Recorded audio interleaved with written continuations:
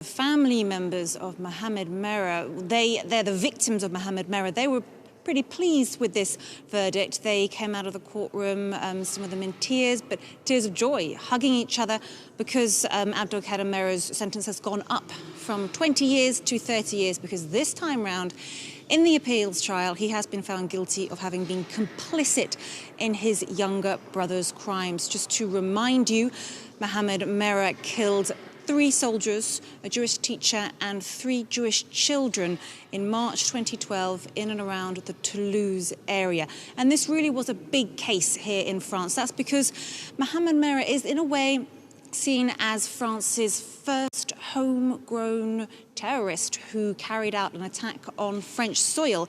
And that 2012 attack is, in a sense, seen as a kind of precursor to the wave of attacks that we saw from 2015 onwards. So this trial has been closely followed. This is the appeals trial. The first trial happened a year and a half ago. The defence, though, is, of course, unhappy about the result and are considering going to the Court of Cassation, which is the highest appeals court in the land. And we'll find out in the next few days whether or not they will do that. So, Claire, remind us why the sentence was increased from 20 to 30 years. What were the specific facts that came out in court that led to this increase in the sentence for Abdelkader Merah?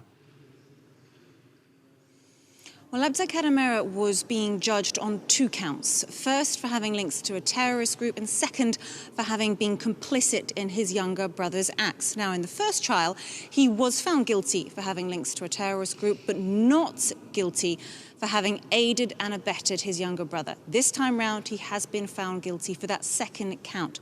Now, the prosecution argued that, well, there wasn't one particular hard, strong piece of evidence which proved his guilt, but they said that there were a whole load of different clues and tips and ideas that basically painted a very clear picture which showed his guilt. The defence said, though, that there was not enough material evidence to prove beyond reasonable doubt that their client was guilty of having been complicit.